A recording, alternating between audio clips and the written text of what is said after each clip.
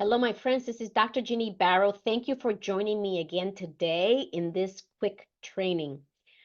I was having a conversation with one of my partners, and I was supporting them in creating a leadership series training for women in this organization.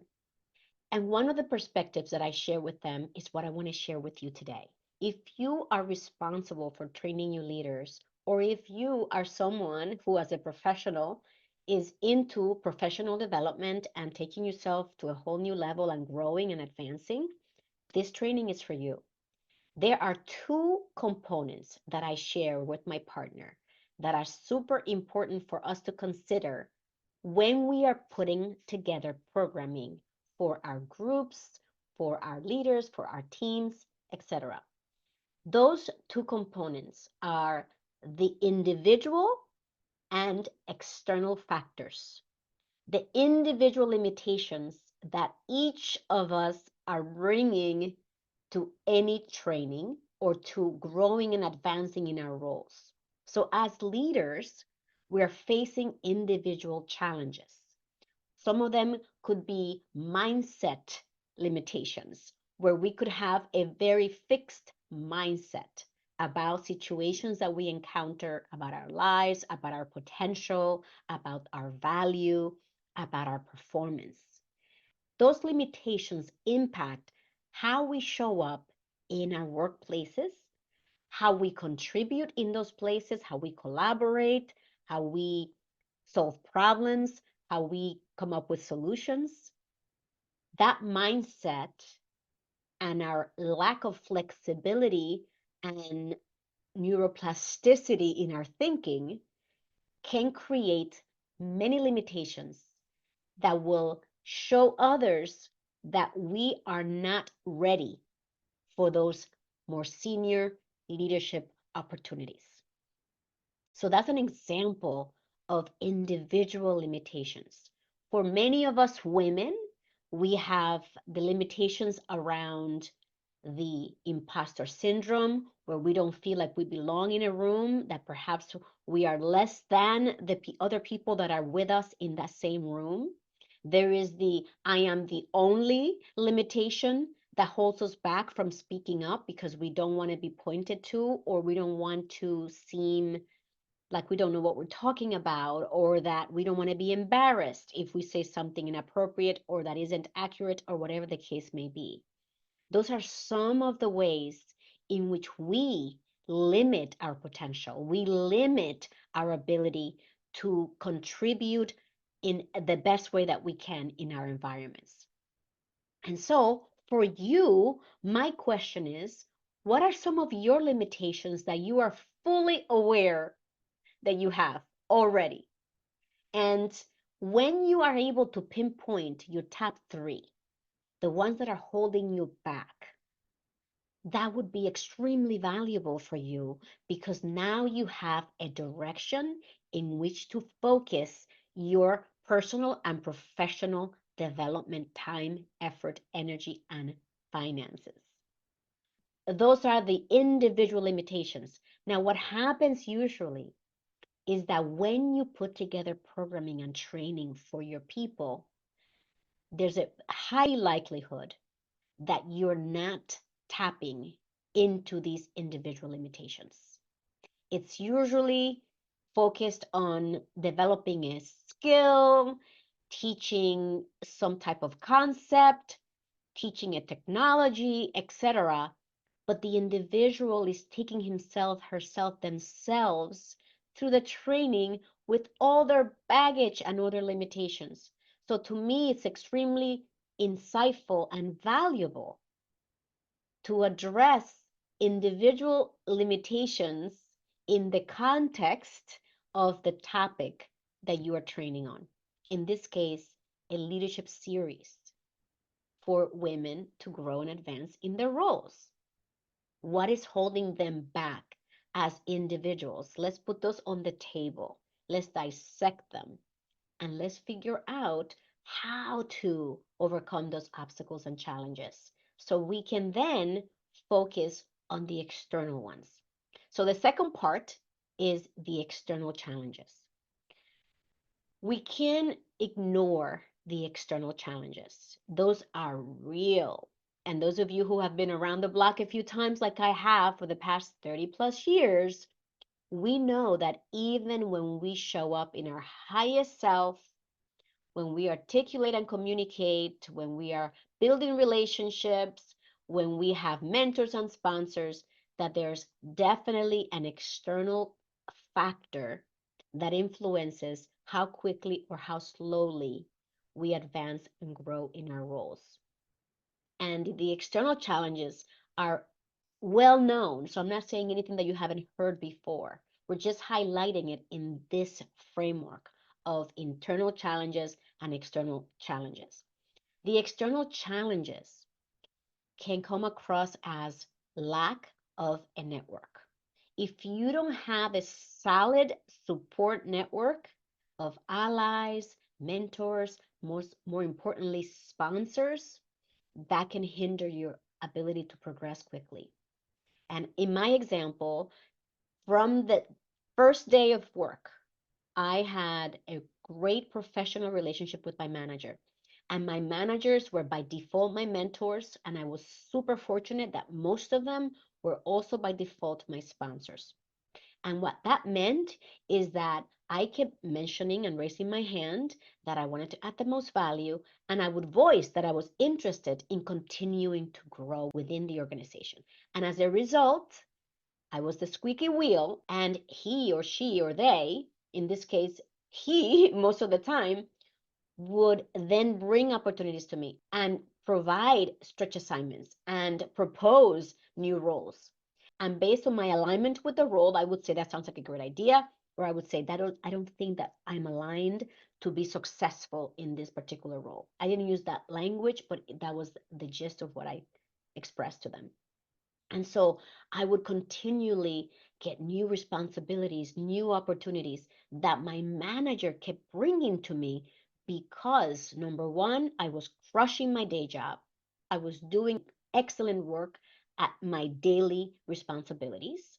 And then I kept raising my hand. I kept being the squeaky wheel who would say, I want to continue to grow and advance. I want to continue to add the most value. So I was always top of mind for my manager. So that's what I'm suggesting and recommending to you to look at how are you crushing your day job. So if that's a check, I'm doing amazing. My reviews reflect that my management is very happy with my performance. I'm happy with my performance. My partners across the organization are also happy with it. And then what's next? How am I communicating to my managers that I am interested in continuing to expand, to learn, to grow, to add the most value, and to eventually move into a leadership role where I can have a bigger impact as a strategic contributor, above and beyond being an individual contributor. That was one way in which I was able to create a positive external challenge and shift it into a constructive pathway for me to continue to advance in my career. At the time, as a programmer, then as a project manager, then as a director in different roles within my company. The external challenges also include environmental factors such as unconscious biases. And women and men, and we all have unconscious biases. And so pay attention to your own. Pay attention to how you are reacting inside meeting rooms, how you are reflecting on behaviors from different people that for one group, such as women, you may consider that to be pushy and aggressive and too assertive. And when coming from a man, you may think it's very confident. Start to pay attention to your own unconscious biases. But we are facing those biases. The question is, what do we do when we run into them? How do we manage them? And I would say that the best way that I can recommend to my clients to manage those unconscious biases is to find a trusted mentor that you can share them with and then brainstorm together how you should be going about addressing the ones that are impacting your confidence, impacting your performance and your well being. And by sharing them with a trusted partner like a mentor, you're able to shed light on it, and most importantly, do something about it. I was having a conversation today with a client who brought up that for her, some of the things that her manager is doing, which he may think are helpful, are actually impacting her confidence.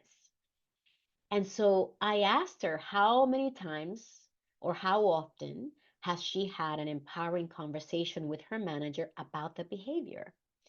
And she said, not really, right? Because we tend to either ruminate over the behavior, even though we know that it's impacting us dramatically.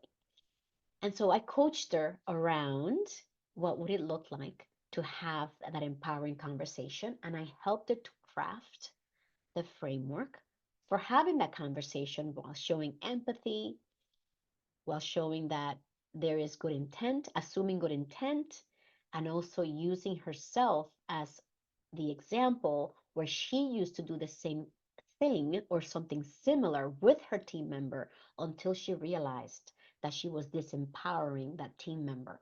And then to invite him to explore and experiment with doing something different. And so that's what I coached her on. That would be an example of an external challenge that she was facing in her environment that is impacting her in her behavior as a leader in her role.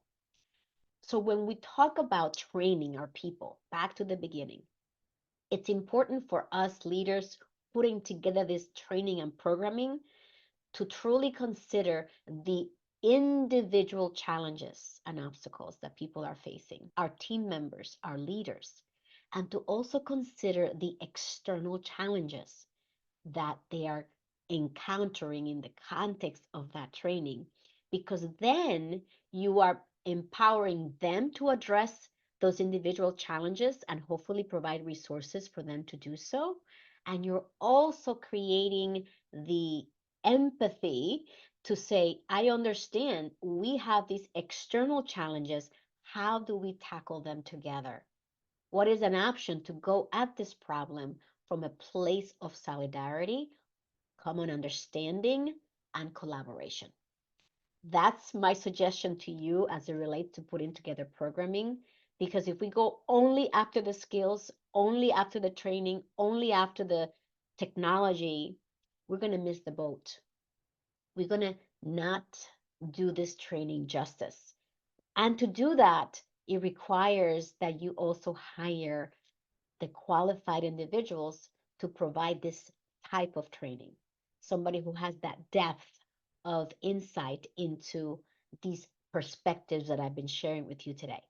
And so, if you would like to connect with me and have a discovery session around what are the main topics that you want to train your teams on, what are the topics that you want to bring to your women's groups and organizations that you want to focus on this year, and how can you craft the training to address the individual and external challenges around the topic, I would love to support you in any way that I can. The best way to do that would be to connect with me at callwithginny.com and connect me with people within your company that are decision makers who could actually make it happen, right? Like make this training actually come to fruition.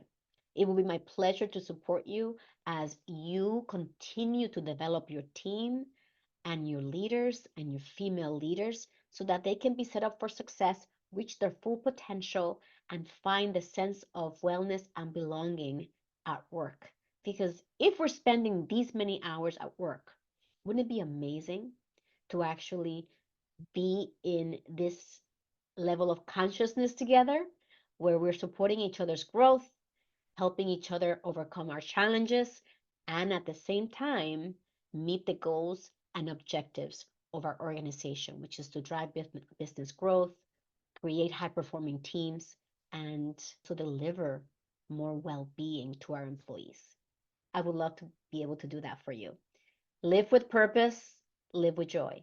And to stay connected, remember to visit executiveboundevents.com. That's executiveboundevents.com.